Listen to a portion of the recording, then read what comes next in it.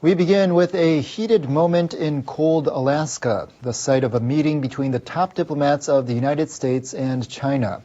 The talks got off to a tense start with a rare public display of diplomatic sparring that underscores the fraught relationship between the two countries.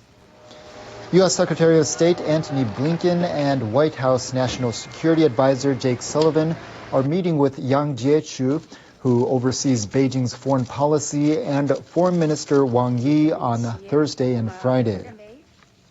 We'll also discuss our deep concerns with actions by China, including in Xinjiang, Hong Kong, Taiwan, cyber attacks on the United States, economic coercion toward our allies. Each of these actions threaten the rules-based order that maintains global stability. After the U.S. side spoke for about 5 minutes, Yang gave a nearly 20-minute monologue, breaking with the norm of a few minutes of brief comments to journalists ahead of such high-level meetings. The U.S. has its own democracy, and China has its own democracy. Xinjiang, Tibet, and Taiwan are unalienable parts of China. We firmly oppose America's interference in our internal affairs.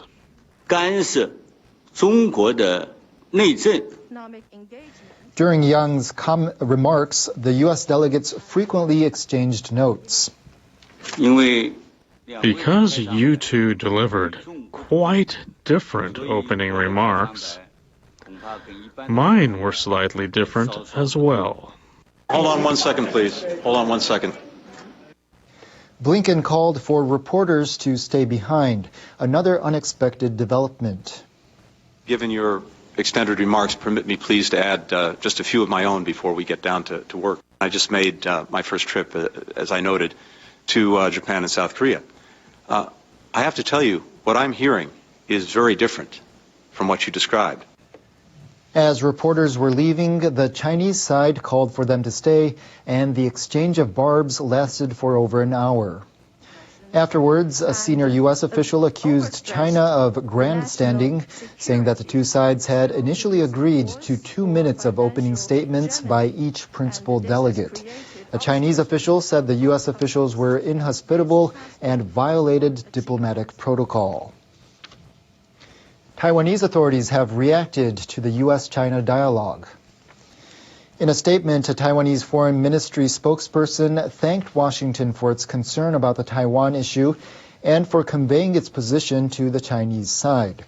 The spokesperson says the U.S. government gave a briefing before the talks and promised to swiftly inform Taiwan of the results.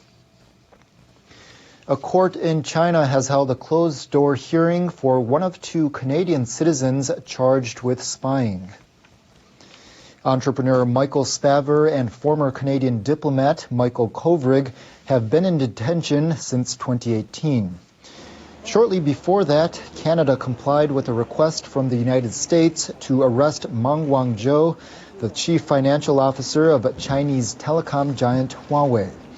Many see the detention of the 2 Canadians as retaliation. The hearing for Spavor was held in the city of Dandong on Friday. He's charged with stealing China's state secrets. The court says a ruling will be handed down later.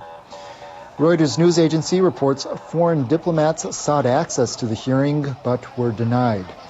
Kovrig's trial is scheduled for next Monday.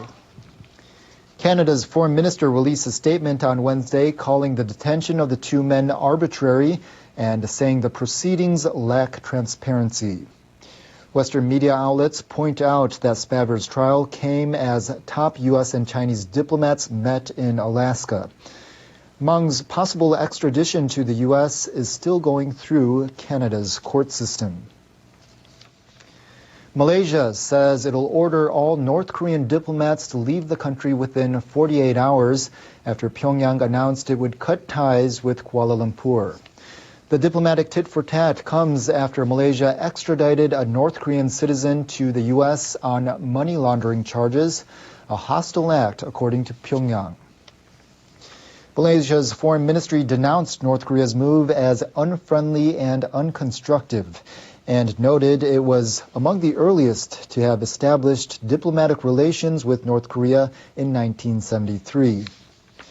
Malaysia state-run news said the extradited man was living in Kuala Lumpur when he was detained in 2019 at the request of the U.S. government on suspicion of money laundering.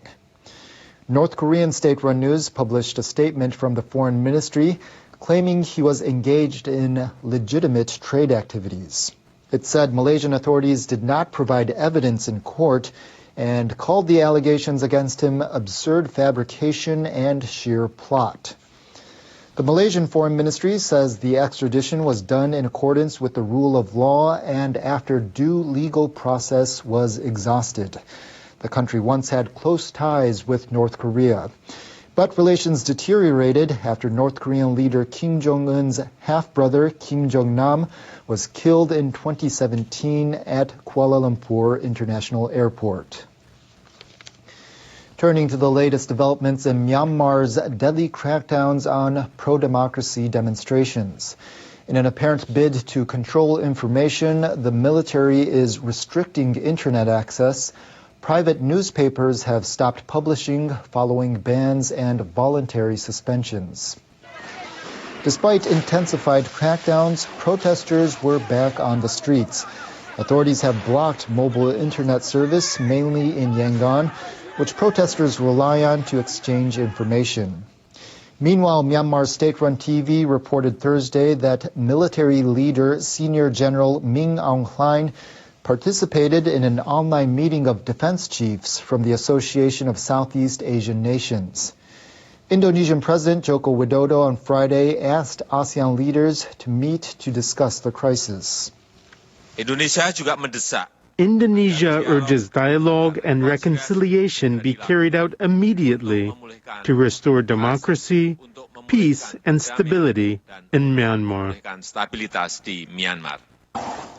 A local human rights group, the Assistance Association for Political Prisoners, says more than 200 people have been killed by security forces since the February 1st coup.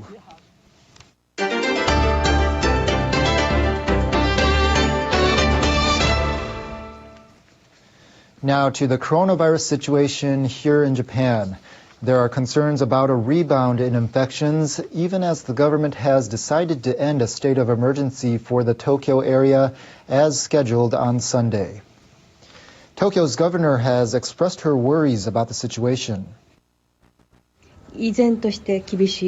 We are still facing a tough situation in Tokyo.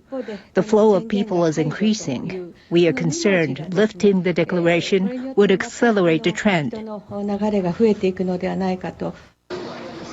A survey shows the number of people who go to restaurants is increasing in Tokyo and 3 neighboring prefectures. It says the number during the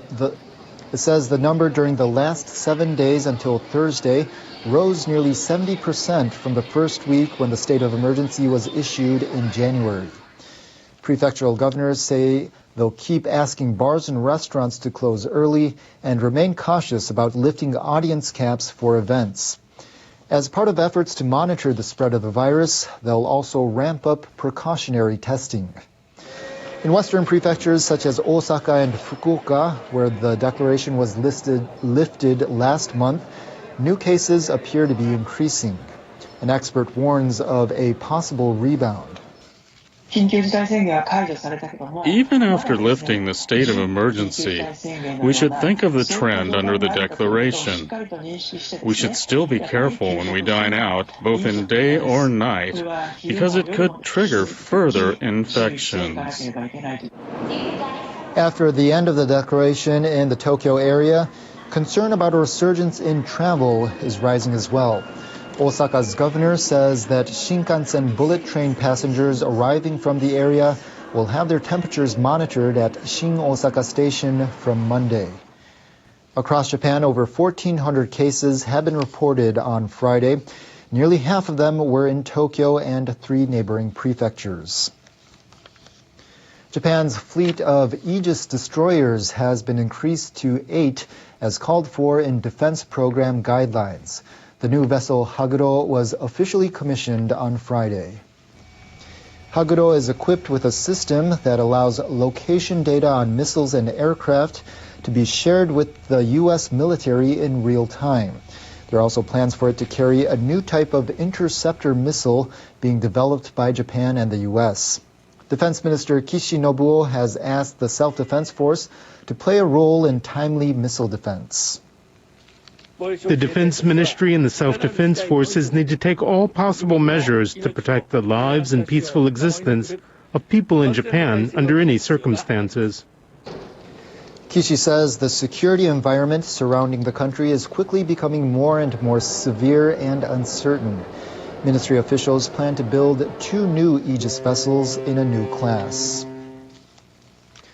Turning now to the Tokyo Olympics and Paralympics. 5 parties organizing the Games will meet on Saturday to debate whether to allow spectators from overseas amid the coronavirus pandemic. The meeting will bring together the heads of the organizing committee and the International Olympic Committee, the governor of Tokyo, and other officials. The meeting had been planned for next Monday, but it's been brought forward to Saturday. Earlier this month, they agreed to reach a final decision on the issue by the end of March. There are concerns about allowing people to enter the country to attend the Games due to the unpredictability of coronavirus variants and outbreaks both in Japan and abroad. The organizers have set the end of April as their deadline for deciding how many spectators to allow at venues.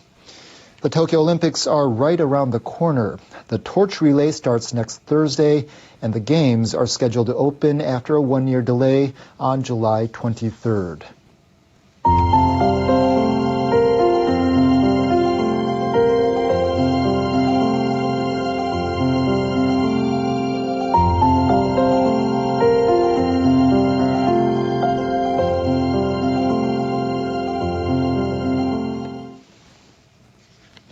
After an earthquake and tsunami hit northeastern Japan in 2011, many schools in Miyagi Prefecture moved students to temporary locations. 10 years on, the last of these makeshift schools has held its final graduation ceremony. 43 sixth graders were awarded their elementary school diplomas on Friday. They bid farewell to what for many is the only school they've known.